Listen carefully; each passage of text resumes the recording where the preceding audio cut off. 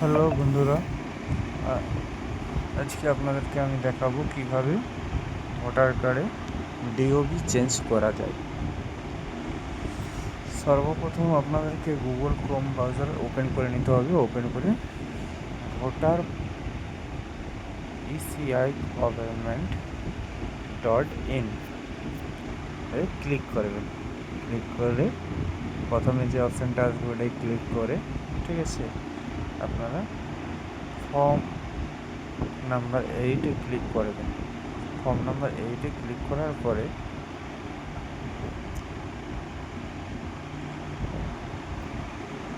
আপনারা ID number log in করে নেবেন মোবাইল নাম্বার দিয়ে, আপনার ওটিপি দিয়ে, ঠিক আছে। লগ ইন করার পর ফর্ম 8-এ গিয়ে ক্লিক করলে এপিক নাম্বার চাইবে, এপিক নাম্বার দিবে। এপিক নাম্বার দেওয়ার পরে দেখবেন পেজটা খুলে যাবে। খুলে যাওয়ার পরে নেক্সট নেক্সট করে নিচে আসবেন। আসার পরে দেখুন ডিওবি মোবাইল নাম্বার একসাথে দুটোকে সিলেক্ট করবেন। ডিওবি যা আছে দেবেন, কারেন্ট ডিওবি যেটা আপনার আধার কার্ডে বা জন্ম সার্টিফিকেটে আছে, ঠিক আছে। ডেট অফ বার্থটা ওখানে দেবে আর মোবাইল নাম্বারটাও সিলেক্ট করে নেবে যাতে মোবাইল নাম্বারটা অ্যাড হয়ে যায় ভোটার কার্ডে। পরবর্তীকালে এটা ঠিক হয়ে গেলে যদি ভোটার কার্ড আসতে দেরি হয় তাহলে আপনি ভোটার কার্ডটা ওটিপির মাধ্যমে ভোটার কার্ডটা ডাউনলোড করে নিতে পারবেন, ঠিক আছে। ডেট অফ বার্থটা দিলেন, ডেট অফ বার্থটা দেওয়ার পরে মোবাইল নাম্বারটা দিয়ে দেবেন।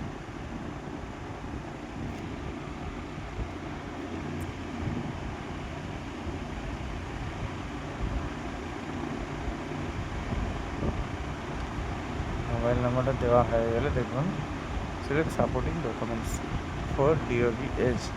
আপনি কী দিতে চান বলুন, ঠিক আছে। আমি আধার দিতে চাই তাই আধার সিলেক্ট করলাম। আধার নাম্বার দিতে হবে ওপরে দেখুন, আধারটা টিক দিবেন, আধার নাম্বারটা ওখানে বসিয়ে দেবেন। আধার নাম্বারটা ওখানে বসিয়ে দেওয়ার পরে আপনি নেক্সট করবেন, হয়ে যাবে।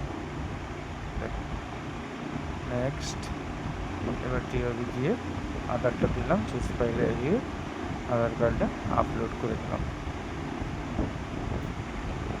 পিডিএফ ফরম্যাটে 200 কেবির ভিতরে করে নেবেন, ঠিক আছে।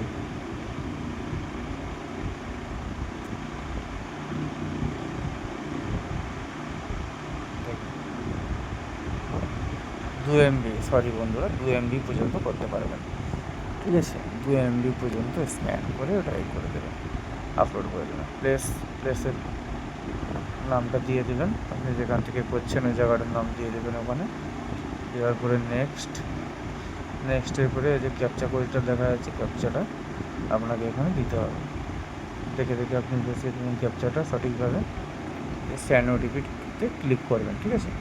স্ক্যান ওটিপিতে ক্লিক করলেই দেখুন আপনার রেজিস্টার, আপনার যে নাম্বারটা দিয়েছেন ওই যে নাম্বারটা দেখাচ্ছে দেখুন, এই নাম্বারটা আপনার একটা ওটিপি যাবে।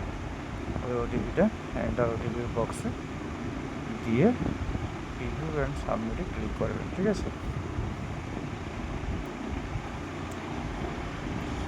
রিভিউ অ্যান্ড সাবমিটে ক্লিক করলে দেখুন পুরো ফর্মটা ফিল আপ করলে ফর্মটা দেখা যাবে।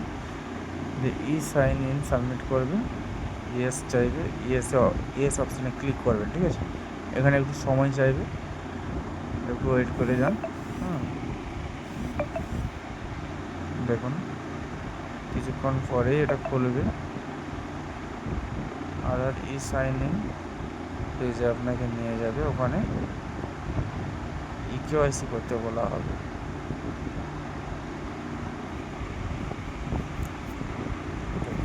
খুলে গেছে। এখানে আপনার আধার নাম্বারটা এন্টার ইউর আধার নাম্বার, ওখানে ক্লিক করে আধার নাম্বারটা দিবেন। আধার নাম্বারটা দেওয়ার পরে গেট ওটিপিতে ক্লিক করবেন। গেট ওটিপিতে ক্লিক করার পরে দেখবেন আপনার মোবাইল নাম্বারে একটা ওটিপি যাবে। ওটিপিটা এন্টার ওটিপিতে দিয়ে দেবেন, দেওয়ার পরে সাবমিট করে দেবেন।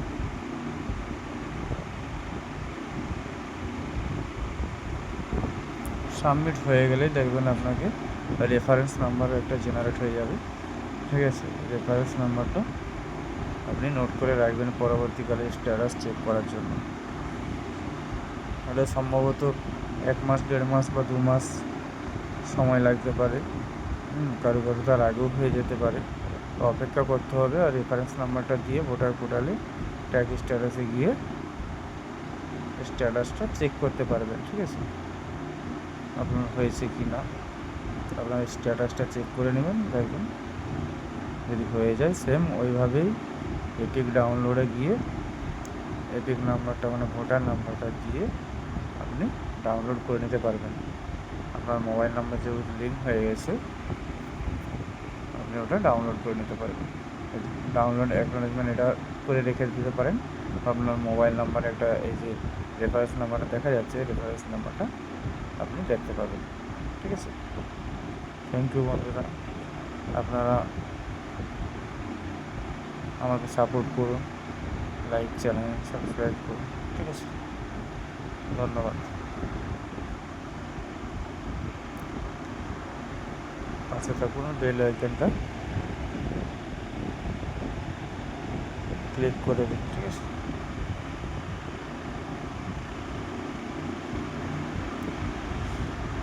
জাস্ট এইভাবে আপনারা ইন আউট বের করে নিতে পারবেন।